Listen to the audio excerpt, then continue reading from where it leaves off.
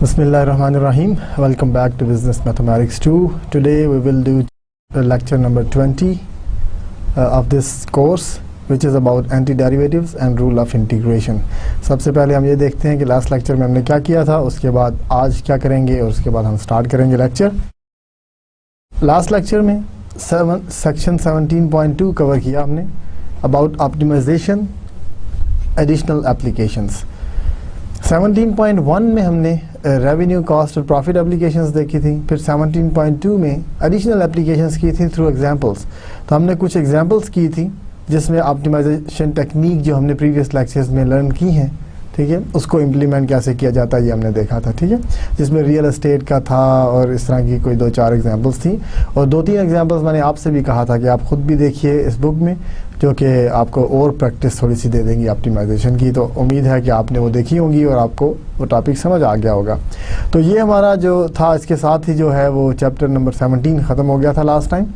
तो आज हम चैप्टर नंबर 18 स्टार्ट करेंगे और पहले 2 सेक्शन जो हैं 18.1 और 18.2 कवर करेंगे आज के लेक्चर में। 18.1 है अबाउट एंटी डेरिवेटिव्स और 18.2 है रूल्स ऑफ इंटीग्रेशन, ठीक है। फिर हम इसकी काफ़ी सारी एग्जांपल्स भी करेंगे क्योंकि ये टॉपिक थोड़ा सा डिफ़िकल्ट है, ठीक है।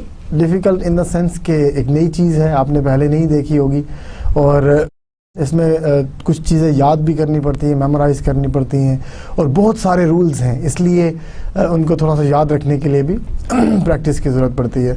तो बहुत ही केयरफुली आप इसको समझें और प्रैक्टिस करें जितनी भी कर सकते हैं घर में इस टॉपिक की, ठीक है। तो चैप्टर नंबर 18 जो है, this is about integral calculus and introduction. तो चैप्टर 18 में हम इंटीग्रल कैलकुलस का इंट्रोडक्शन करेंगे। नेक्स्ट चैप्टर में हम इसी इंटीग्रल कैलकुलस की एप्लीकेशंस करेंगे, ठीक है।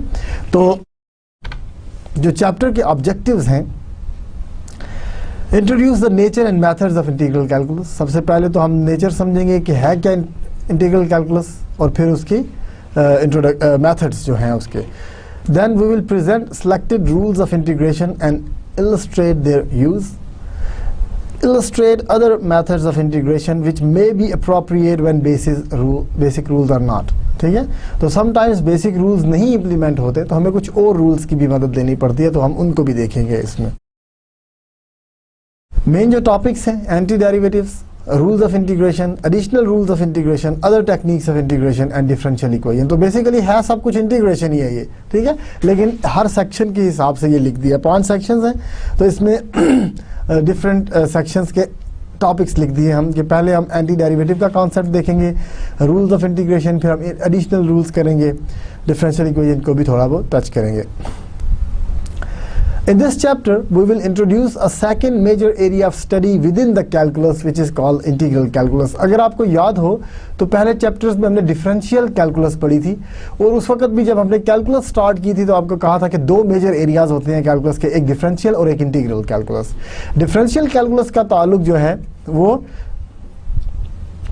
Slope of the tangent line निकालने के, अगर ग्राफिकली देखा जाए तो कर्व, किसी भी कर्व के पॉइंट पे टेंजेंट की जो स्लोप होती है वो डेरिवेटिव से आती है, तो उसको डिफरेंशिएशन कहते हैं। इसी तरह रेट ऑफ चेंज, उसकी फिजिकल इंटरप्रिटेशन थी, फिर हमने वेलोसिटी या एक्सेलरेशन पता नहीं क्या क्या निकालते रहे, ठीक है। तो अब जो सेकंड है वो इंटीग्रल कैलकुलस है। तो इसका जो कंसर्न है इंटीग्रल कैलकुलस का है वो है determination of areas which occur between curves and other defined boundaries.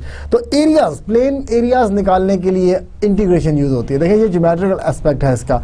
Differential calculus का ज्योमेट्रिकल एस्पेक्ट था कि कर्व के ऊपर टेंजेंट लाइन निकालनी है आपने, यहाँ पे यह है कि कर्व के दरमियान आपने एरिया निकालना है, ठीक है।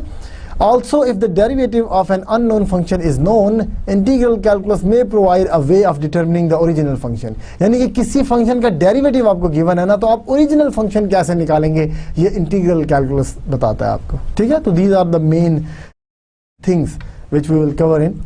सबसे पहले जो कॉन्सेप्ट है इसमें एंटी डेरिवेटिव्स का है कि what is anti derivative, anti derivative भी कह सकते हैं आप। Given a function f, we are acquainted with how to find the derivative f prime, ठीक है। डिफरेंशियल कैलकुलस में हमने देखा था कि f गिवन हो तो हम f प्राइम निकाल लेते थे। There may be occasions in which we are given the derivative f prime and we wish to determine the original function f, ठीक है। अब ये इनवर्स रिवर्स प्रॉब्लम है बेसिकली। आपने f से f प्राइम निकाला था, अब f प्राइम से वापस जाना है f की तरफ आपने, ठीक है। Since the process of finding the original function is the reverse of differentiation, f is said to be an anti derivative of f prime.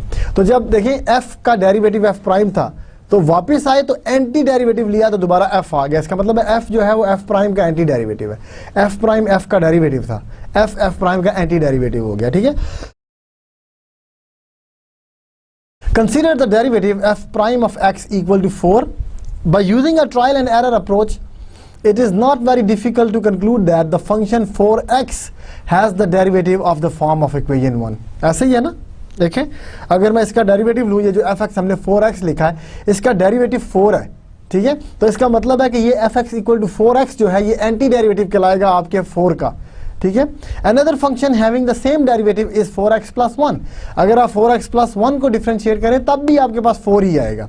देखें यहाँ से मैं ब्रैकेट में लिख देता हूँ, इधर देखिए इधर ब्रैकेट में मैं लिख देता हूँ कि 4x का अगर डेरिवेटिव लिया जाए तो 4 आता है, यही है ना, ठीक है। तो देखिए वही फंक्शन आ गया आपके पास, ठीक है। इसी तरह वो कह रहा है कि अगर ये 4x का डेरिवेटिव तो 4 था, अगर मैं 4x प्लस 1 का डेरिवेटिव ले लूँ तो ये भी 4 ही आएगा। इसका मतलब है कि ये 4x भी एंटी डेरिवेटिव है 4 का और 4x प्लस 1 भी एंटी डेरिवेटिव है 4 का, ठीक है, anti derivative. In fact any function having this form where c is a constant, अगर मैं इस 1 की जगह कोई भी c रख दूं, यहाँ पे कोई भी c रख दूं तब भी तो उसका डेरिवेटिव 4 ही आएगा क्योंकि c का डेरिवेटिव 0 होता है। तो ये एक मोस्ट जनरल फॉर्म है एंटी डेरिवेटिव की, ठीक है। यहाँ पे c जो है ये कांस्टेंट है, where c is a constant, ठीक है, ये कांस्टेंट है। तो अब इधर देखें 4x प्लस c का अगर आप डेरिवेटिव लें तो ये भी 4 ही आएगा, जैसे 1 का था 2 3, तो कोई भी कांस्टेंट रख देने से आ जाता है। इसका मतलब है कि जनरल जो एंटी डेरिवेटिव है 4 का वो ना कि सिर्फ 4x है बल्कि उसमें कोई ना कोई कांस्टेंट भी आप ऐड कर सकते हैं 4x प्लस c, ठीक है। अब देखिए अगर आप इस फंक्शन को ड्रा करें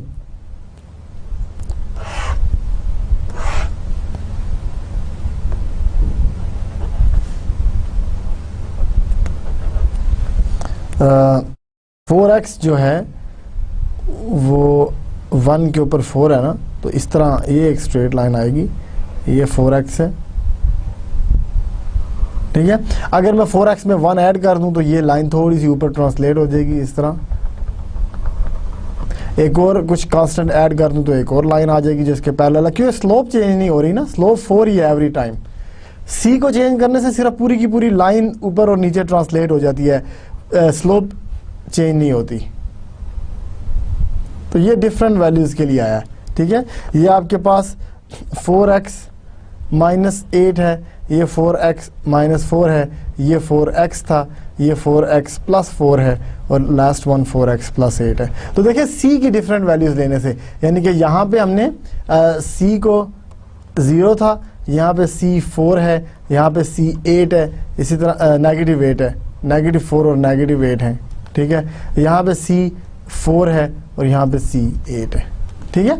तो इस तरह से देखिए ये आपके पास डिफरेंट लाइंस आ गई, तो एक एंटी डेरिवेटिव नहीं आया, ठीक है ना। f प्राइम x जो था वो 4 था, ठीक है। तो इसका मतलब कि ओरिजिनल जो फंक्शन था आपका वो कौन सा ऐसा फंक्शन है जिसका डेरिवेटिव 4 होता है, तो 4x, लेकिन उसमें कोई ना कोई कांस्टेंट भी ऐड किया जा सकता है। तो ये सारे के सारे आपके पास ये हैं, ठीक है, for different values of c। तो देखिए जो सोल्यूशन आया है f prime x equal to 4 का, वो एक कर्व नहीं आई, ठीक है, वो बहुत सारी कर्व्स आ गई हैं। ये y इज इक्वल टू है ना, y equal to 4x, fx is equal to 4x minus 8, तो एक से ज्यादा आपके पास कर्व्स आ गई।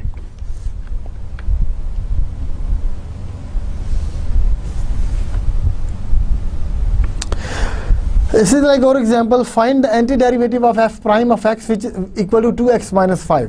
अब अगेन हमने hit and trial method, trial and error method ही निकालना है कि ट्राई करें, सही आता तो ठीक है, नहीं आता तो कोई और फंक्शन ट्राई करें। And working with each term separately you should conclude that the anti derivative is this. क्योंकि देखें हमने 2x निकालना है, तो ऐसा कौन सा फंक्शन था जिसका डेरिवेटिव 2x आ जाए। सबसे पहले हमने ऐसा कोई फंक्शन देखना जिसका डेरिवेटिव 2x हो, तो हमें पता है कि x स्क्वायर का डेरिवेटिव 2x होता है। फिर माइनस तो माइनस ही है, फिर हमने कहना कि ऐसा कौन सा डेरिवेटिव है जिस फंक्शन है जिसका डेरिवेटिव 5 आ जाए, तो x का डेरिवेटिव 1 होता है ना, तो 5x आ जाएगा आपके पास। तो एक x स्क्वायर आ गया, एक 5x आ गया, ये अंदर वाले हमने उठाने हैं। इसका मतलब है पहले के लिए x स्क्वायर, दूसरे के लिए 5x और प्लस c, क्योंकि कांस्टेंट भी कोई हो सकता था ना, प्लस अगर मैं कोई कांस्टेंट लूँ और उसका डेरिवेटिव 0 होता है, इसलिए हम ये ऐड कर देते हैं। क्योंकि देखें आप एंटी डेरिवेटिव निकाल रहे हैं, तो ये जब फंक्शन डिफरेंशिएट होके आया, ये देखें ये जो f प्राइम जो हमें गिवन है, ये जो फंक्शन डिफरेंशिएट होके आया है, हमें नहीं पता कि जब हमने डेरिवेटिव लिया था तो हो सकता है कि उसमें कोई कांस्टेंट हो जो 0 हो गया f प्राइम में। समझ आ रही है बात कि आप जब डेरिवेटिव लिया था आपने तो कांस्टेंट टर्म 0 हो गई थी ना, तो जब हम वापस जा रहे हैं तो हमें कैसे पता चले कि वो कौन सी कांस्टेंट टर्म थी, है भी थी कि नहीं थी, ठीक है। तो इसलिए हमें कोई पता नहीं है, तो हम एक जनरल कांस्टेंट ऐड कर देते हैं कि प्लस c कर दें, हो सकता है कि c उसमें ऐड हो जाए, 3 हो, 1 हो, 0 हो, कुछ भी हो सकता है। एक और एग्जांपल देखते हैं इसी कॉन्सेप्ट को और इन्फोर्स करने के लिए। अस्यूम इन एग्जांपल अबव, जो हमने एग्जांपल 2 ऊपर की है, second example, that one point on the function f is 220, determine the specific function from which f prime was derived. अब वो कहता है कि उस वही f प्राइम, आप देखें ये जो हमने ऊपर किया है इसको एग्जांपल 2 कहा हमने, ठीक है, बुक में एग्जाम्पल 2 है, एग्जाम्पल 2। तो इस एग्जाम्पल 2 में वो कह रहा है कि ये जो f प्राइम आया ना, इसका आपने ये एंटी डेरिवेटिव निकाल लिया, विच इज दिस। अब देखिए जैसे मैंने पहले एम्फोसाइज किया था यहाँ पे कि ये एक कर्व नहीं है, देखिए काफ़ी सारी कर्व्स हैं ये, ठीक है, फैमिली ऑफ कर्व है ये, एक नहीं है, ठीक है। This is the family of straight lines, family of curves कह सकते हैं। इस केस में हमारे पास स्ट्रेट लाइन है। तो जब हम ये करते हैं कि फ़र्ज़ करें इनमें से वो निकालें जो किसी पॉइंट से पास करती है, लेट्स से ये पॉइंट है x 0 पे y 8 है, ठीक है, ये पॉइंट है। अगर मैं कंडीशन लगा दूं कि ठीक है आप एंटी डेरिवेटिव भी निकालें इस फंक्शन का, लेकिन ऐसा एंटी डेरिवेटिव निकालें जो इस पॉइंट से पास करता हो 0.08 से, तो फिर देखिए आप इन सब को नेग्लेक्ट कर देंगे ना, ये बाकी जो 4 हैं, बाकी ये जो 4 हैं, इन सब को आप नेग्लेक्ट कर देंगे और आप इस वाले को पिक कर देंगे, क्योंकि ये वाला फंक्शन है 4x प्लस 8 वाला जो 0.8 से पास करता है, बाकी कोई भी नहीं करता। तो ये कंडीशन देने का मकसद ये होता है कि वो जो c आया ना आपका एंटी डेरिवेटिव में, उसकी वैल्यू निकाल लें, ठीक है। तो यहाँ पे इस एग्जांपल 2 में यही है कि assume that determine the specific function, एक फंक्शन निकाले उन सब में से जिस पे f प्राइम ड्राइव किया गया था। तो the anti derivative describing the family of possible functions was this, यही हमने निकाला पिछली एग्जांपल में, यहाँ पे ये देखें, ठीक है, कि ये हमने फैमिली ऑफ फंक्शंस निकाला था। इसमें से आप एक निकालेंगे जो 220 को सेटिस्फाई करता है, ठीक है। तो आप देखें क्योंकि ये पास कर रहा है 220 से, तो हम क्या कर सकते हैं,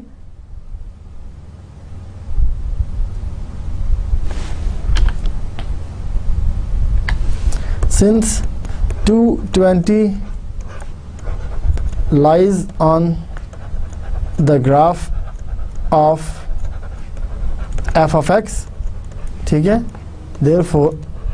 therefore we must have कि जो आपका फंक्शन आया है वो f of 2 अगर लिया जाए तो वो 20 आएगा। यही है ना, देखिए ये अगर x है तो ये f(x) होता है, अगर ये x है तो ये f(x) है, ठीक है। तो x हमारा 2 है तो f(x) 20 है, ठीक है। तो f of 20, ठीक है, तो 2 और 20, तो f2 जो है वो 20 है।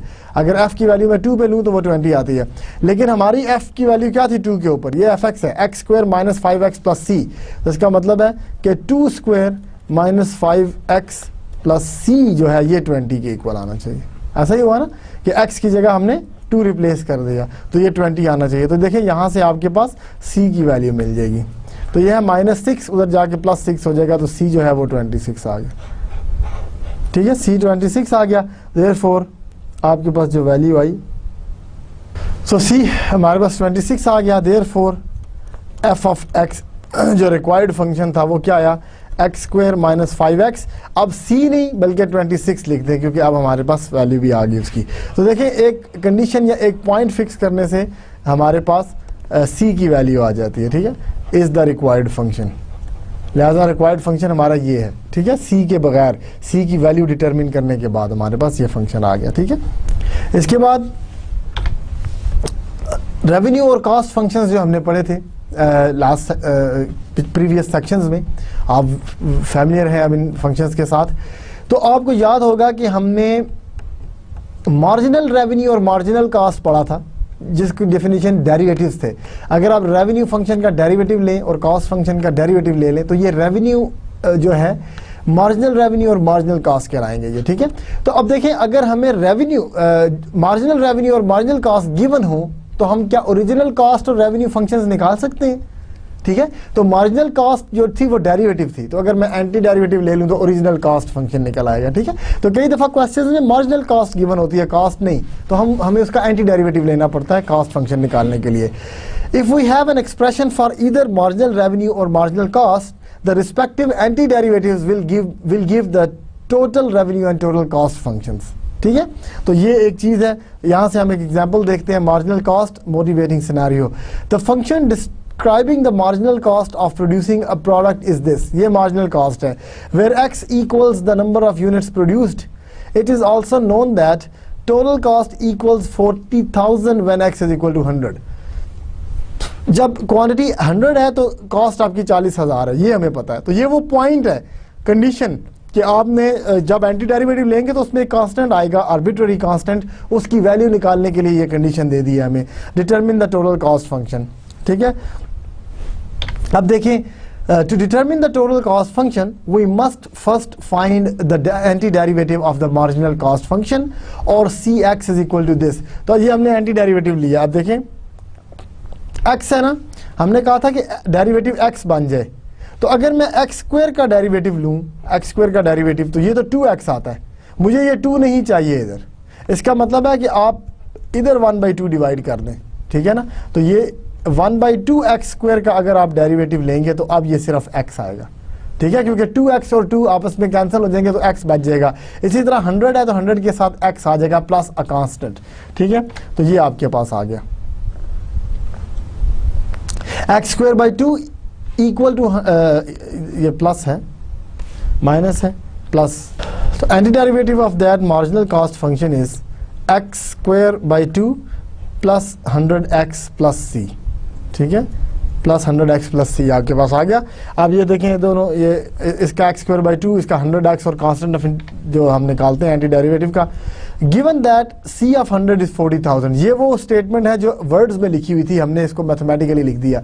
उसने कहा था कि कॉस्ट 40,000 है when x is equal to 100। तो इसका मतलब है कि इधर अगर x हम 100 लिखें इधर, तो ये जो पूरा आंसर आएगा वो आपके पास 40,000 आएगा। अब इसको सॉल्व करें, अगर c 100 आप यहाँ से निकालें, इसको यूज करके c 100 निकालें आप, तो वो 40,000 के इक्वल रखें तो आपके पास, तो ये कंडीशन यूज करने से c of 100 is equal to 40,000 we can solve for the value of c which happens to represents the fixed cost।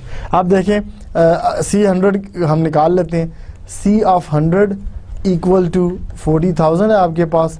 c 100 क्या आएगा, कॉस्ट फंक्शन था 100 square by 2 x square by 2 plus 100x, तो x फिर 100 है और equal to 40,000, ठीक है।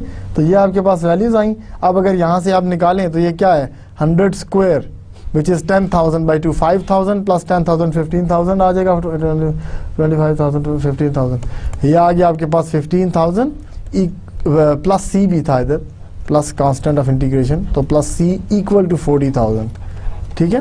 तो अब आपके पास c जो है ये 40 माइनस 15 इज 25,000, तो ये आ गया आपकी value. So therefore the required cost function is, therefore the required cost function is c of x is equal to x squared by 2 plus 100x और plus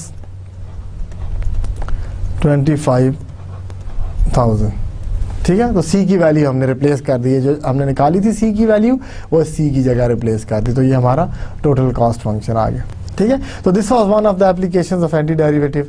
अब इसी तरह मार्जिनल रेवेन्यू के लिए भी हम यूज कर सकते हैं।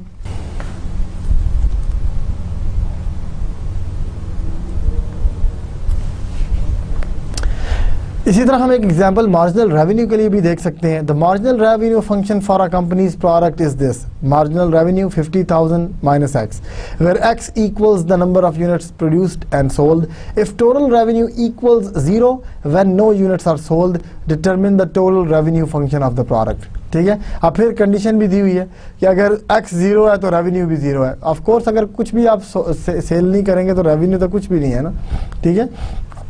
तो अब इसको पहले हम इंटीग्रेट करेंगे कि मार्जिनल रेवेन्यू जो था, जो आपको गिवन है वो मार्जिनल रेवेन्यू है और वो revenue R prime of x होता है. Marginal revenue is this. ठीक है. तो एम आर जो है वो डिफाइन होता है आपका आर प्राइम ऑफ एक्स से. तो इसको इसका एंटी डेरिवेटिव लें तो क्या आएगा? The anti derivative of r prime of x is, अब देखें इसका एंटी डेरिवेटिव जो आएगा वो क्या आएगा? 50,000 कांस्टेंट था ना, तो जब कांस्टेंट था तो हम उसके साथ x लगा देते हैं क्योंकि उसका डेरिवेटिव 1 है. माइनस अगेन x, हमने पिछली एग्जांपल में भी किया कि x स्क्वायर बाई 2 का डेरिवेटिव x होता है और प्लस एक कांस्टेंट ऑफ इंटीग्रेशन आ गया. नाउ अब उसने कहा है कि रेवेन्यू आपका 0 है जब x 0 है. जब आपने कोई यूनिट प्रोड्यूस और सोल्व नहीं किया तो रेवेन्यू किधर से जनरेट होगा? रेवेन्यू तो होना ही 0 चाहिए. अगर ये कंडीशन ना भी दी होती तो हम यही यूज़ करते. तो आप देखें आर ऑफ 0 यहाँ से निकालें तो ये आएगा 50,000 0 माइनस 0 स्क्वायर बाई 2 प्लस सी. तो यहाँ से इक्वल टू ये 0 है तो क्या आया? 0 प्लस सी इक्वल टू 0, तो सी इक्वल टू 0 आ गया. ठीक है. ये वैल्यू आ गई सी की. So therefore the required revenue function या total revenue function is r of x is equal to 50,000 x minus x square by 2. तो वो जो आपने c ऐड किया था वो गायब हो गया क्योंकि उसकी वैल्यू 0 आ गई. तो आप उसको 0 लिखने की तो यहाँ पे ज़रूरत नहीं है ना. जब c 0 हो गया तो वो इसका मतलब है डिसअपीयर हो जाएगा. ठीक है. तो ये हमारे दो एप्लीकेशंस थी कि मार्जिनल रेवेन्यू और मार्जिनल कॉस्ट गिवन हो तो ओरिजिनल रेवेन्यू और कॉस्ट फंक्शन कैसे निकाले जा सकते हैं एंटी डेरिवेटिव लेने से. ठीक है. तो नेक्स्ट चलते हैं इंटीग्रेशन की तरफ.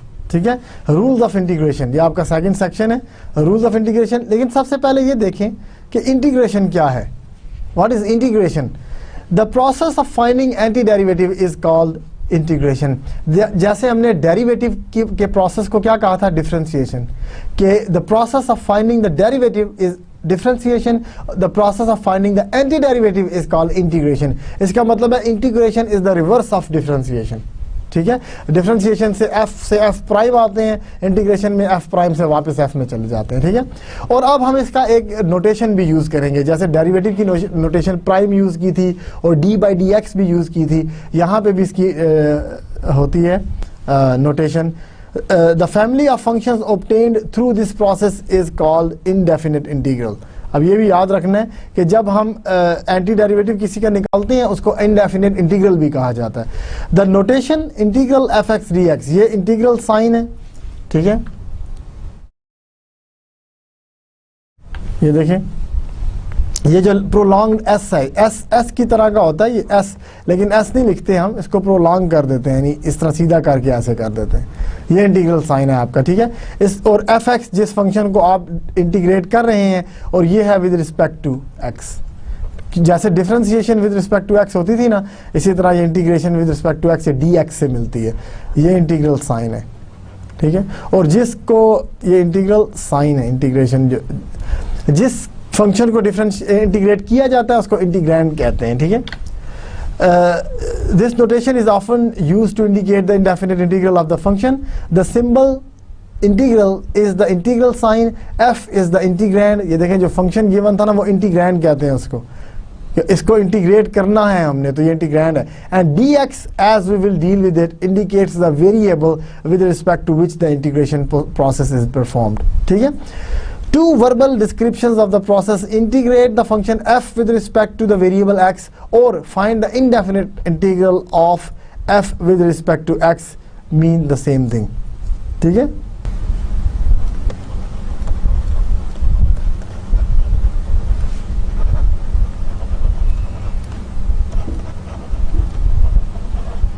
तो दो जो वर्बल डिस्क्रिप्शंस है, अगर वो कहे कि integrate the function f with respect to x, या वो कहे कि find the indefinite integral of f with respect to x, ये एक ही बात है। इंटीग्रेट करने का मतलब ही यही है कि हम इनडेफिनेट इंटीग्रल फाइंड कर रहे हैं, ठीक है। तो ये दोनों एक ही चीजें हैं। Indefinite integral, given that f is continuous function, integral of f of x is capital Fx plus c, ठीक है।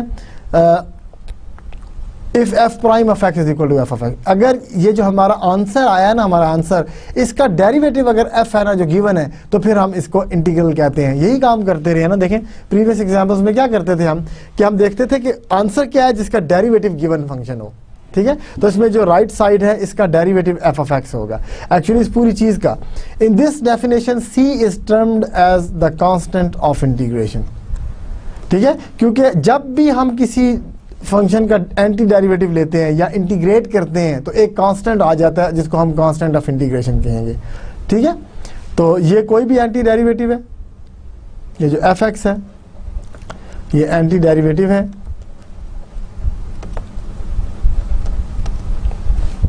ऑफ स्मॉल fx, ठीक है। एंड ये जो c है, c this is constant of integration, constant of integration, ठीक है। तो कांस्टेंट ऑफ इंटीग्रेशन आपके पास जब भी आप इंटीग्रेट करेंगे तो आपके पास कांस्टेंट ऑफ इंटीग्रेशन आएगा, ठीक है। अब देखें एक तो तरीका हमने पिछले सेक्शन में पढ़ा कि एंटी डेरिवेटिव कैसे निकालना है, लेकिन वो ट्रायल एंड एरर मेथड होता है कि आप देखें खुद ही ढूंढ लें, तलाश कर लें कि किस तरह से आपके पास आ रहे हैं, किस तरह से आपके पास आ रहे हैं डेरिवेटिव्स, ठीक है। अब देखें हम अब इधर कुछ रूल्स डिफाइन करते हैं, रूल 1, रूल 2, रूल 3, जिससे हम डायरेक्टली एंटी डेरिवेटिव निकालेंगे। हम बार बार हमें नहीं देखना कि यार किसका डेरिवेटिव ये था, किसका डेरिवेटिव ये था, ये तो बड़ा लंबा प्रोसेस है। अब हम फार्मूले ही याद कर लेंगे, ठीक है। तो सबसे पहले कांस्टेंट फंक्शन के लिए रूल है, रूल 1, कि अगर आपके पास कोई कांस्टेंट है जिसको इंटीग्रेट कर रहे हैं तो बस साथ x लगा दें। k है तो k x लगा दें प्लस कांस्टेंट ऑफ इंटीग्रेशन, ये तो हमने लगाना ही लगाना ना, इसको तो भूलना ही नहीं है। तो k है तो k के साथ x लगा दें आप, ठीक है। अब इसमें अगर आप एग्जाम्पल्स कोई देखना चाहें, ठीक है, तो अगर मैं -2 का इंटीग्रल लूं, ठीक है, अगर -2 का इंटीग्रल लिया जाए तो क्या आएगा, क्योंकि -2 कांस्टेंट था ना, तो उसके साथ हम सिर्फ x लगाएंगे और प्लस कर देंगे कांस्टेंट ऑफ इंटीग्रेशन। सिमिलरली अगर लेट्स से आपके पास है 3/2 dx, अब 3/2 भी कांस्टेंट है तो 3/2 के साथ x लगाएंगे और एक कांस्टेंट ऑफ इंटीग्रेशन ऐड कर देंगे। इसी तरह अगर आपके पास कोई 0 है, 0 dx है, फिर क्या करेंगे, अब 0 भी एक कांस्टेंट था, इसके साथ x मल्टीप्लाई करेंगे प्लस c आ जाएगा, लेकिन 0 के साथ कुछ भी मल्टीप्लाई किया जाए वो 0 ही होता है, तो आंसर सिर्फ कांस्टेंट आ गया। तो 0 का इंटीग्रल जो है वो सिर्फ कांस्टेंट है क्योंकि कांस्टेंट का डेरिवेटिव 0 था, ठीक है। तो इस तरह से आप देख सकते हैं, ठीक है। अब ये देखें, ये जो हमने लिखा है ये है n not equal to 1 के लिए, ये c आया where n is not equal to -1। याद रखें अगर n -1 के इक्वल हो तो ये रूल अप्लाई नहीं होता, वो इसलिए कि अगर n -1 होगा तो x to the power 0 बनेगी, वो 1 है और नीचे 0 आ जाएगा, तो जब भी डिनोमिनेटर में 0 आ जाए तो वो डिफाइन नहीं होती चीज़, ठीक है। तो इसलिए n not equal to -1 के लिए इसकी कुछ एग्जाम्पल्स देखते हैं। देखें इस रूल की कुछ एग्जाम्पल्स अगर हम देखें तो क्या क्या आएंगी। x से स्टार्ट करते हैं, x dx, x की पावर क्या होती है 1 ना, तो हम उसकी 1 पावर में एक 1 और ऐड करेंगे और उसी से डिवाइड कर देंगे, ठीक है। तो क्या आया x² + c। इसी तरह एक और इंटीग्रल लेते हैं जिसमें x² dx है, अब इसमें 2 में ऐड करना है 1 और उसी से डिवाइड कर देना है आपने, तो ये आया x³ / 3 + c, ठीक है। इसी तरह अगर आपके पास √x dx है, अब √x कौन सी पावर होती है 1/2। अभी मैंने इंटीग्रेट नहीं किया, मैंने इसको दोबारा लिखा है इंटीग्रैंड को। अब अगर आप इंटीग्रेट करें, देखिए जब इंटीग्रेट करेंगे ना तो ये साइन गायब हो जाएगा, इंटीग्रल साइन और dx ये दोनों गायब हो जाते हैं जब आप इंटीग्रेट करते हैं, तो ठीक है। तो सिर्फ ये फंक्शन का आंसर आ जाता है। तो x टू द 1/2 प्लस 1, अब कोई इंटीग्रल साइन नहीं आएगा राइट पे और कोई dx नहीं आएगा, ये dx और इंटीग्रल साइन ये एक ही चीज़ है, दोनों इकट्ठे गायब हो जाते हैं। अब ये 3/2 है तो नीचे वाला 3/2 2/3 बन जाएगा और ये x की पावर 3/2 है प्लस कांस्टेंट ऑफ इंटीग्रेशन। ठीक है, तो ये एक और एग्जांपल होगी। ठीक है, तो याद रखना है ये इंटीग्रल और dx ये एक चीज़ है। ठीक है, ये एक चीज़ है बस, जब आप इंटीग्रल कर लेंगे ये दोनों ही गायब हो जाएंगे। ठीक है ना, तो कोई भी फार्मूला लगाएंगे तो ये जो स्मॉल f था वो कैपिटल F बन जाएगा, तो ये दोनों गायब हो जाएंगे राइट साइड से। ठीक है, और प्लस कांस्टेंट आएगा, ये आपने याद रखना है। ठीक है, उसके बाद रूल 3 ये है कि अगर कांस्टेंट किसी फंक्शन से मल्टीप्लाई हो रहा हो तो क्या कर सकते हैं हम। कांस्टेंट किसी फंक्शन से मल्टीप्लाई हो रहा है तो कांस्टेंट को बाहर निकाल सकते हैं। ठीक है, where k is any constant, तो अगर आपके पास आप बाहर पुल कर सकते हैं बेसिकली, तो k किसी फंक्शन के साथ मल्टीप्लाई हो रहा है तो हमने क्या किया कि ये जो k है इसको पकड़ के इंटीग्रेशन साइन से बाहर निकाल दिया। तो जब ये बाहर आ गया तो इंटीग्रल किसका आएगा, सिर्फ फंक्शन का। ठीक है, तो इसके भी एग्जाम्पल्स कुछ देख लेते हैं। इसमें देखें एग्जाम्पल्स, तो आपके पास अगर 5x dx है तो क्या करेंगे कि 5 को, ये जो 5 है इसको बाहर निकाल देंगे, तो 5 बाहर चला गया तो x का डेरिवेटिव आ गया विद रिस्पेक्ट टू x। अब x का क्या डेरिवेटिव था, अभी आपने पावर रूल से किया कि एक पावर बढ़ गई और उसी से डिवाइड कर दिया प्लस कांस्टेंट ऑफ इंटीग्रेशन, तो ये क्या आया 5/2 x² प्लस c, तो ये आपका आंसर आ गया। इसी तरह एक और एग्जांपल देखें, 3 divided by square root of x dx। ठीक है, अब इसमें देखिए 3, पहले सबसे पहले हमने ये करना होता है कि जो भी पावर डिनोमिनेटर में है ना x की उसको ऊपर ले आए। इसको ऊपर लाऊंगा तो ये पावर नेगेटिव हो जाएगी, -1/2 dx। अब ये 3 बाहर ले जाएं तो 3 बाहर चला गया, इंटीग्रेशन जो आई वो सिर्फ -1/2 की आई dx, और this is equal to 3 times -2 plus 1, अब ऐड करें तो +1/2 हो जाएगा divided by +1/2 plus constant of integration, तो ये आपके पास आया 2 times 3 6 square root of x plus c।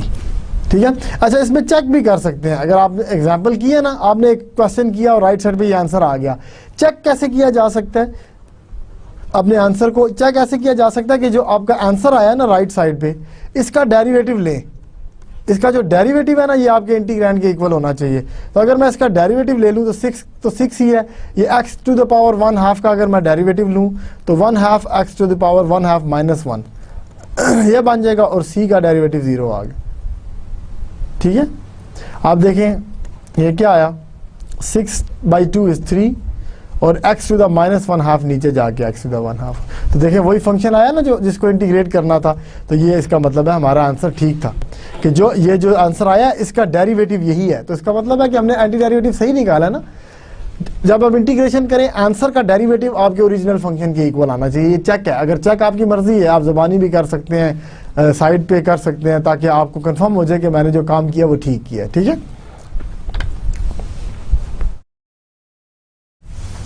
और एग्जाम्पल देख लें एक, और इसको भी चेक करके भी देख लेंगे, x² 2 dx है।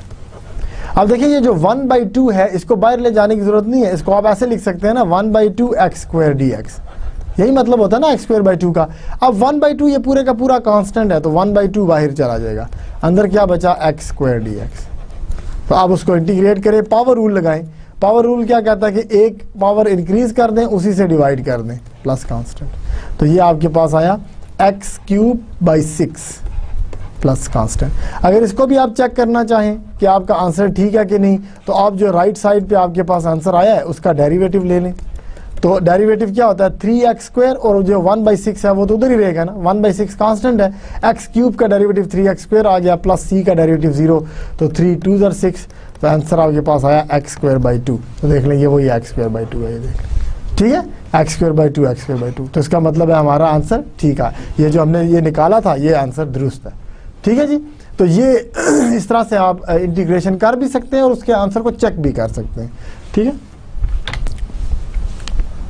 Rule 4, if integral of f of x dx and g of x dx exist, then उनके सम या डिफरेंस का इंटीग्रल क्या होगा। जैसे हमने डेरिवेटिव में नहीं किया था कि अगर f प्लस जी का डेरिवेटिव ले तो उनका अलग अलग डेरिवेटिव ले सकते हैं, f प्राइम जी प्राइम अलग अलग कर दें। इसी तरह इंटीग्रल में भी ये हो जाता है कि अगर दो फंक्शन ऐड हो रहे हैं आप उनको अलग अलग इंटीग्रेट करके ऐड कर दें, या सब्ट्रैक्ट भी हो रहे हैं तो आप उनको अलग इंटीग्रेट करके सब्ट्रैक्ट कर सकते हैं। ठीक है, तो ये आपके पास रूल आ गया, सम रूल। इसको सम या डिफरेंस रूल भी कहते हैं इंटीग्रेशन का। ठीक है, इसकी कुछ एग्जांपल्स देख लेते हैं।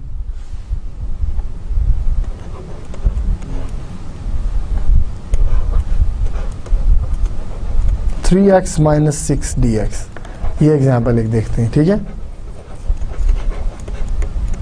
इसमें सबसे पहले देखें, क्योंकि ये डिफरेंस है दो फंक्शंस का, तो हम क्या करेंगे कि 3x और dx जरूर लिखना है साथ, क्योंकि ये इंटीग्रल अकेला कोई मतलब नहीं होता इसका। और फिर माइनस की जगह माइनस आया और इंटीग्रल ऑफ 6 dx। ये देखें, जैसे ऊपर रूल में भी यहाँ पे एक इंटीग्रल एक dx था, लेकिन हमने कहा कि fx को अलग इंटीग्रेट करें तो इंटीग्रल dx दोनों आए। इसी तरह gx को अलग इंटीग्रेट करना तो इंटीग्रल साइन और dx दोनों आए। ये एक चीज़ है, दो चीज़ें नहीं है। ठीक है, तो इसलिए इन दोनों को लिखना ज़रूरी है। अगर आप सिर्फ इंटीग्रल ऑफ 3x लिख दें तो इसका क्या मतलब है, 3x को इंटीग्रेट तो करना है किसके साथ, तो ये dx लिखना ज़रूरी होता है कि ये with respect to x integrate करना है आपने। ठीक है अच्छा, अब देखें और कोई रूल लग सकता है इस पे। ये 3 कांस्टेंट है तो इसको बाहर ले जाएं, एक और रूल लगा तो 3x dx आया, और 6 तो कांस्टेंट के साथ कुछ भी नहीं है तो वो अंदर ही रहेगा। अब 3 इसकी इंटीग्रेशन क्या है, x की इंटीग्रेशन होती है x स्क्वायर बाई 2, क्योंकि एक पावर ऐड करनी और सब्ट्रैक्ट। अगर कोई कांस्टेंट हो तो उसके साथ सिर्फ x मल्टीप्लाई किया जाता है और प्लस c। अच्छा, अब एक याद रखें कि देखिए दो इंटीग्रेशन है ना, आप कह सकते हैं कि इधर भी प्लस c करें, इधर भी एक प्लस c करें, ठीक है, और इधर भी प्लस c करें, उसका कोई फायदा नहीं होगा। इन दोनों को ऐड करने से एक और कांस्टेंट ही बनेगा। तो क्योंकि ये क्वेश्चन तो हमारा एक ही था ना कि हमने इस पूरी चीज को इंटीग्रेट करना था, तो एक ही कांस्टेंट काफी है। तो ठीक है, ये जब क्वेश्चन के अंदर ज्यादा इंटीग्रेशन आ जाए ना तो हर एक के साथ सी ना लिखें, पूरी इंटीग्रेशन कंप्लीट कर लें और एंड पे एक प्लस सी लिख दें, क्योंकि एक कांस्टेंट ऑफ इंटीग्रेशन काफी है। ठीक है, तो इसको लिखने की जरूरत नहीं है। ठीक है, नो नीड ऑफ दिस। ठीक है, ओनली 1 c इज इनफ। तो आपके पास ये क्या आया, 3x squared by 2 minus 6x plus c। ठीक है, तो ये आपके पास आंसर आ गया। ठीक है, तो सम रूल हमने किया था ना, इसमें भी आप चेक कर सकते हैं, आप डेरिवेटिव लें इसका, आपके पास आंसर वही आएगा। ठीक है, और एग्जाम्पल करते हैं एक बी एग्जाम्पल बी देख लेते हैं, नेक्स्ट स्लाइड में कर लें इसको।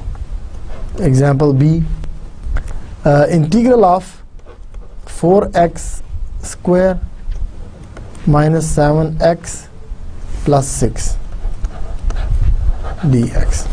ठीक है, ये आपके पास एक एग्जाम्पल। अब ये सेकंड डिग्री पोलिनोमियल है, इसको क्या करेंगे कि पहले इंटीग्रेशन आएगी 4x स्क्वायर dx की, फिर माइनस ही रहा और इंटीग्रल आया 7x dx, और फिर प्लस 6 है तो प्लस इंटीग्रल ऑफ 6 dx। तो देखिए 3 फंक्शन थे, 1 2 3, तो इधर भी 3 इंटीग्रेशंस आ गए। ठीक है जी, अब और कोई रूल लगता है, ये 4 कांस्टेंट है तो 4 को बाहर ले जाएं, integral of x square dx, minus ये 7 कांस्टेंट है, इसको बाहर ले जाएं तो अंदर x dx आ गया। और ये 6 अकेला ही कांस्टेंट है, इसलिए हम इसको बाहर नहीं निकालते, ये तो सिंपल कांस्टेंट है अकेला ही। अब 4 तो 4 है और x स्क्वायर का क्या इंटीग्रल आएगा, 2 को 2 प्लस 1 करेंगे तो 3 और उसी से डिवाइड कर दें, माइनस 7 x का पावर 1 है तो इसकी एक पावर इंक्रीज करें 2 तो उसी से डिवाइड कर दें, प्लस 6 कांस्टेंट है तो उसके साथ x आएगा। अब एंड पे बस एक c लिख दें आप सब के लिए। ठीक है, तो जो आंसर आया वो आया 4x cubed by 3 minus 7x squared by 2 plus 6x plus c। ठीक है, अगर इसको चेक करना है आप चेक भी कर सकते हैं। अगर अब ये आंसर आया हमारे पास, अब इसको अगर आपने चेक करना है तो हम ये चेक भी कर सकते हैं by taking the derivative of the right hand side. तो अगर आप इसको चेक करना ये चेक जो है वो ज़रूरी नहीं होता, ये आपके लिए ही है कि अगर आपने एक प्रॉब्लम किया है उसको चेक कर लेते हैं तो कंफर्म हो जाएगा कि आपने आंसर ठीक निकाला। ठीक है, घर में तो आप बुक से भी आंसर देख सकते हैं, at the end of the book आप देख सकते हैं कि ये आंसर है, लेकिन एग्जाम में या क्विज में बैठे हैं आप, ज़रूरी तो नहीं कि आपको आंसर का पता हो, तो उस वक्त ये बड़ा हेल्पफुल हो जाता है। तो जो राइट साइड पे आया था 4x क्यूब बाई 3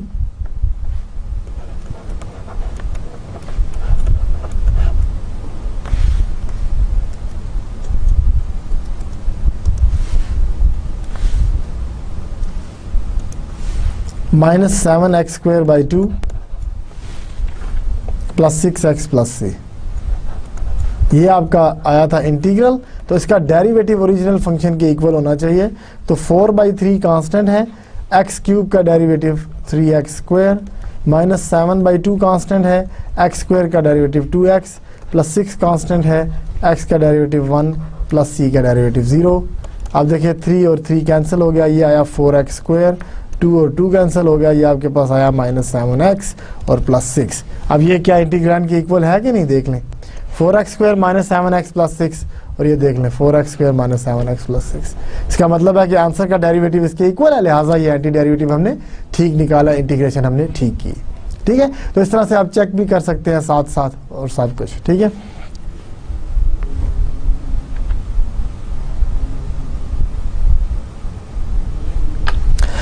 तो देखिए जो रिकॉल करते हैं सारी चीज़ें, क्योंकि इंटीग्रेशन बड़ा एक ज़रूरी टॉपिक है और थोड़ा सा डिफ़िकल्ट भी होता है स्टूडेंट्स के लिए एट दिस लेवल।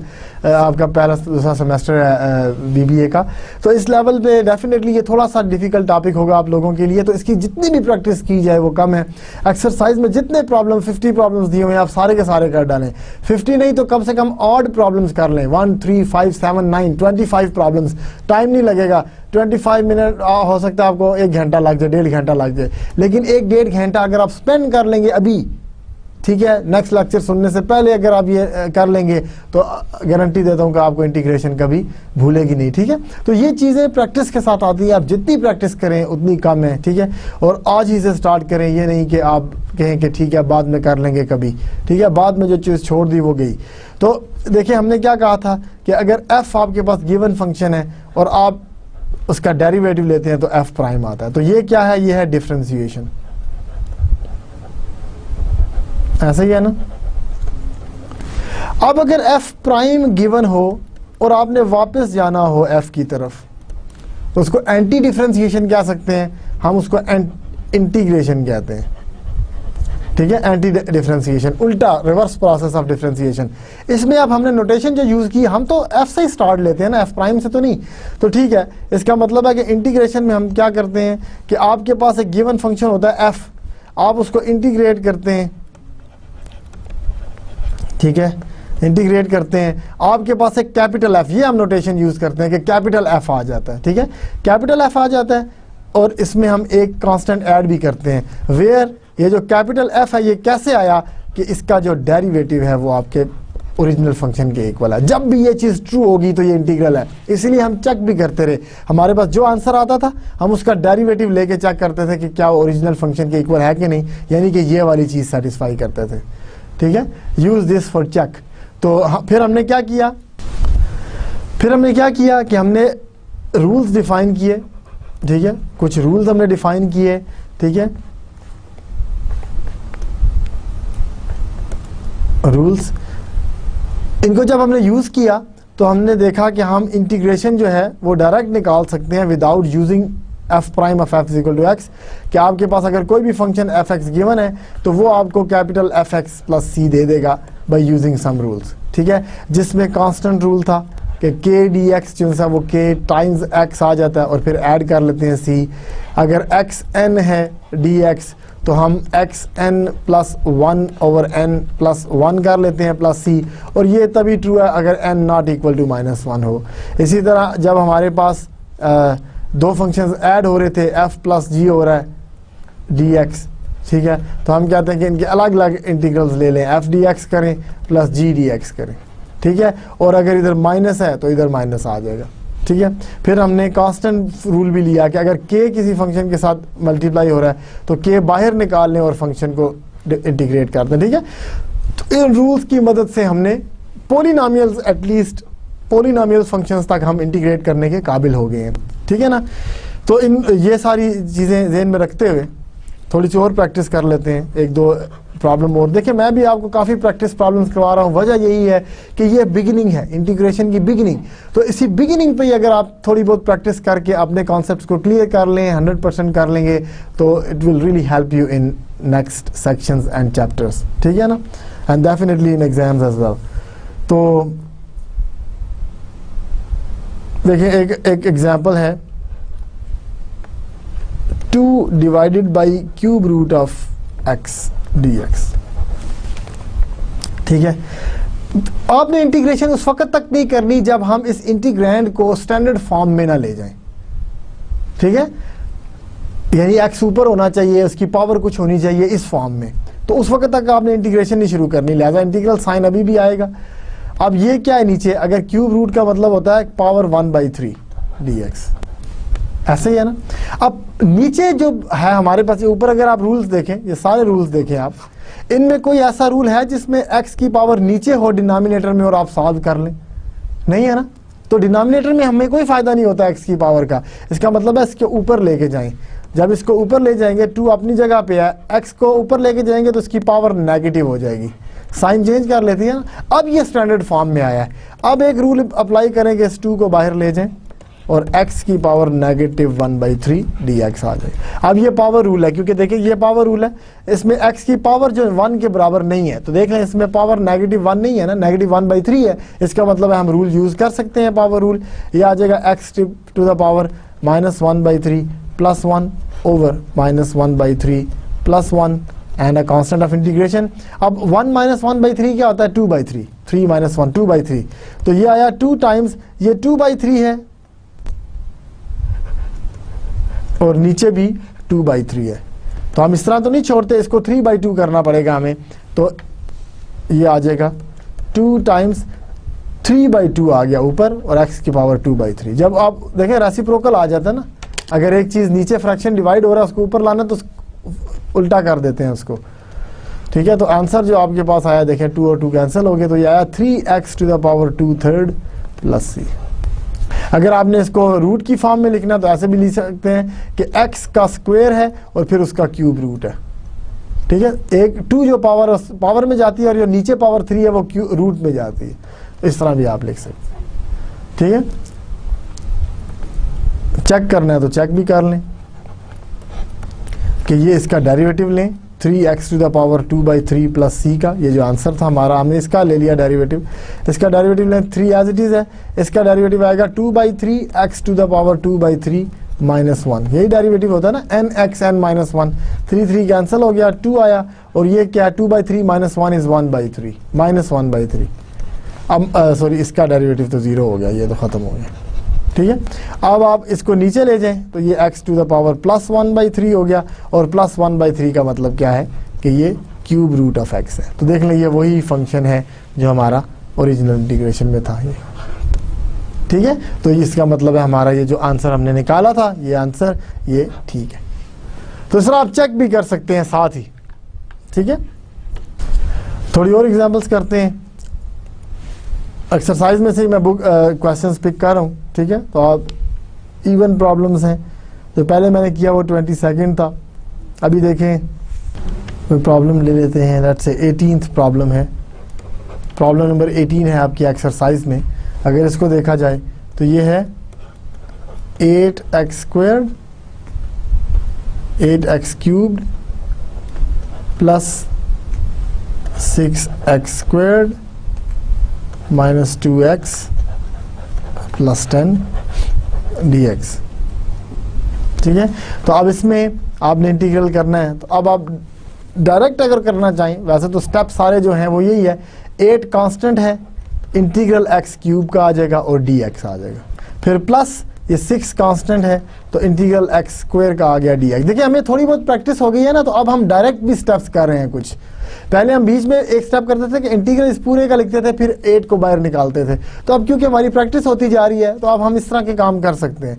-2x है तो -2 कांस्टेंट है, बाहर ही रखें, x dx आ जाएगा, और प्लस 10 अकेला है तो इसको मैं बाहर नहीं निकालता, ये इधर ही रहेगा। ठीक है, अब देखिए 8 ये जो है x³ ये x4/4 हो जाएगा, प्लस 6 ये जो x² है ये x³ हो जाएगा, -2 और x जो है वो x²/2 हो जाएगा, और प्लस 10 जो है वो 10x हो जाएगा, और एक कांस्टेंट ऑफ इंटीग्रेशन ऐड कर लेंगे। तो ये टर्म बाय टर्म इंटीग्रेट कर दिया। अब इनको सिंप्लीफाई करें तो 8 4 2 8 3 2 6, तो ये आ गया 2x4 plus 2x³ minus x², क्योंकि ये 2 और 2 कैंसिल हो गया, प्लस 10x प्लस c। तो ये आपके पास एंटी डेरिवेटिव इंटीग्रेशन आ गई इस फंक्शन की। अब अगेन अगर आप इसको चेक करना चाहें, ठीक है, ये चेक ज़रूरी नहीं होता लेकिन हम फिर भी कर लेते हैं। जो राइट हैंड साइड हमारे पास आई है या आंसर, इसका डेरिवेटिव लेना, तो 2 तो अपनी जगह पे है, 4x³ हो गया, +2 अपनी जगह पे है तो 3x² हो गया, -x² है तो ये 2x आ जाएगा, और +10x का 1 आ गया और c का 0। तो ये देखें ये क्या आया, 8x³ + 6x² - 2x + 10। तो देख लें ये वही फंक्शन है जो हमारा ऊपर क्वेश्चन में ये बनता। ठीक है जी। तो ये देखें अगेन हमने देखा कि इंटीग्रेशन के रूल्स अप्लाई किए हैं, हमने आंसर निकाला और ये भी देख लिया कि आंसर का डेरिवेटिव ओरिजिनल फंक्शन के इक्वल है, जस्ट टू चेक कि हमने जो जो रूल्स यूज़ किए हैं वो ठीक किए थे कि नहीं। ठीक है जी। तो ये जो रूल्स हमने 4 पढ़े, 4 रूल्स, और जो ओरिजिनल एंटी डेरिवेटिव इंटीग्रेशन की डेफिनेशन है उसको यूज़ करते हुए हम ये एग्जांपल्स कर रहे हैं। और देखें प्रॉब्लम,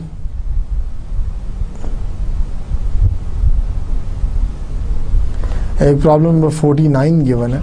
देखें लिखा है उसने dx/axn, dx/axn। अब इसमें क्या है कि आप पहले तो ये लिख सकते हैं कि ये 1/axn है और dx अलग कर लें। ये हमारा स्टैंडर्ड वे है ना लिखने का कि fx को अलग लिखते हैं हम dx से। तो ये हो गया। अब 1/a तो कांस्टेंट था और ये 1/xn आ गया, 1/a बाहर चला गया। xn को अब नीचे तो इंटीग्रेट कर नहीं सकते, तो xn को ऊपर लेके जाएंगे तो -n dx हो जाएगा। ठीक है। तो अब अगर आप डिफरेंट इंटीग्रेट करें तो क्या होगा, x to the power -n + 1 over -n over -n + 1 plus constant. अब देखिए इसको 1 - n भी लिख सकते हैं आप। ये आ गया, ये आया x to the power 1 - n divided by a times 1 - n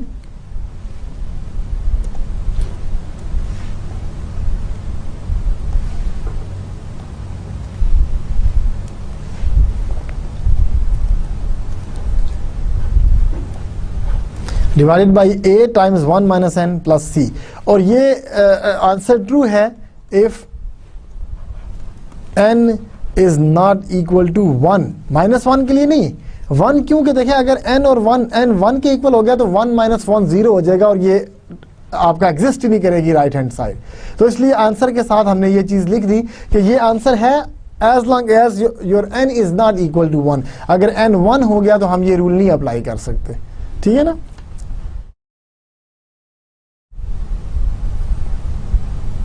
ये एक एग्जाम्पल थी। इसके अलावा एक और एग्जाम्पल देख लेते हैं।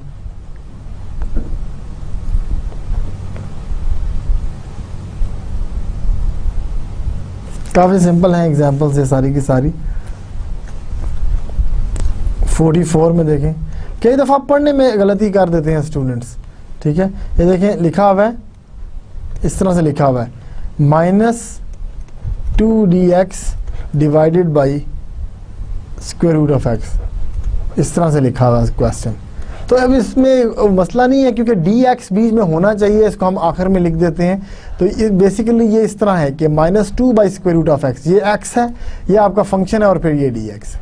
तो आप री राइट कर लिया करें, इस तरह का अगर लिखा हुआ तो आप री राइट करके इस तरह कर लें।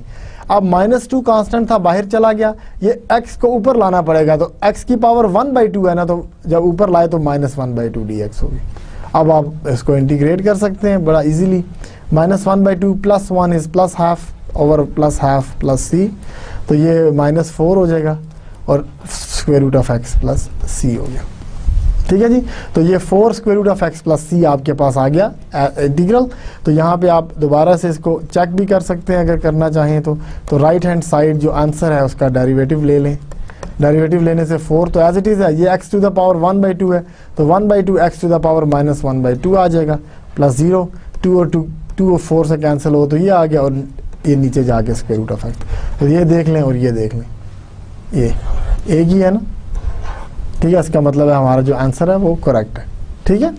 तो इस तरह से आप इंटीग्रेशन कर सकते हैं। तो आज फिर हमने क्या किया कि सबसे पहले तो एंटी डेरिवेटिव का कॉन्सेप्ट लिया। ठीक है, कि क्या होता है, तो वो मैंने आपको एक्सप्लेन किया। एफ से एफ प्राइम में जाना डेरिवेटिव कहलाता है, तो एंटी डेरिवेटिव क्या होगा कि एफ प्राइम से वापस एफ में आ जाए, ठीक है। तो एफ जो है वो एफ प्राइम का एंटी डेरिवेटिव कहलाएगा। फिर उसी एंटी डेरिवेटिव के प्रोसेस को हमने कहा इंटीग्रेशन, और इसको नया नाम दे दिया, एंटी डेरिवेटिव को नया नाम दे दिया इंटीग्रल, ठीक है, इनडेफिनेट इंटीग्रल। इनडेफिनेट हम बार बार नहीं कहते, इंटीग्रल ही कह देते हैं, ठीक है। तो आप नेक्स्ट सेक्शंस में देखेंगे कि इनडेफिनेट इसको क्यों कहा जाता है, ठीक है।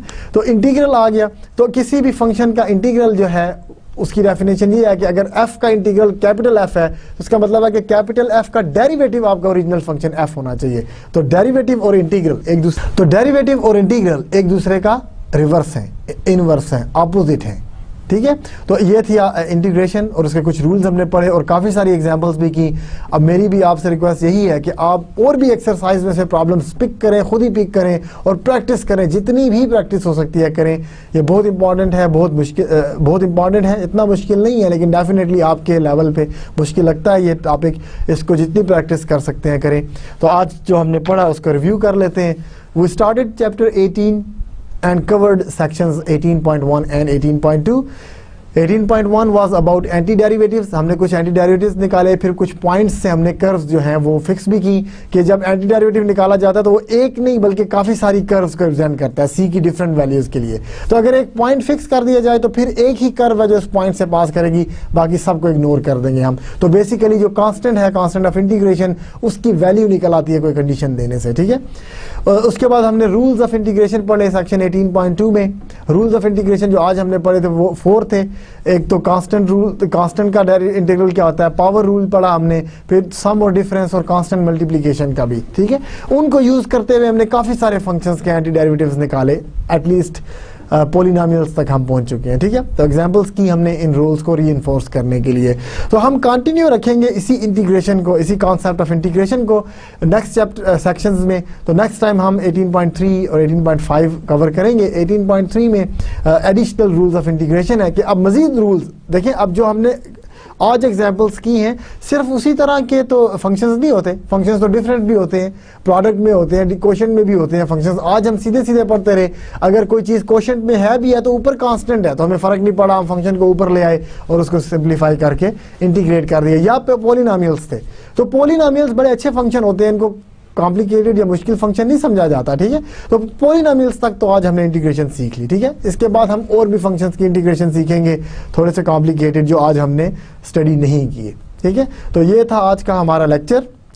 तो इसमें इंटीग्रेशन हमने पढ़ी। आपसे रिक्वेस्ट है कि आप इसकी प्रैक्टिस करें जितनी भी कर सकते हैं, जैसे कि मैंने आज काफ़ी एग्जांपल्स आपको करके दिखाई हैं, इसी तरह आप भी करें। होपफुली आपको ये टॉपिक समझ आ जाएगा। नेक्स्ट लेक्चर से पहले आप काफ़ी प्रैक्टिस कर लेंगे प्रॉब्लम्स की, तो नेक्स्ट लेक्चर बहुत आसान हो जाएगा। इन रूल्स को हम यूज़ करते रहेंगे अगले सेक्शंस में भी जो आज हमने पढ़े हैं, उसके साथ कुछ और रूल्स भी ऐड हो जाएंगे। तो definitely we will have a bunch of rules to use for integrations. तो यही था आज का लेक्चर। इसके साथ ही मुझे इजाज़त दीजिए। अस्सलाम वालेकुम, अल्लाह हाफिज़।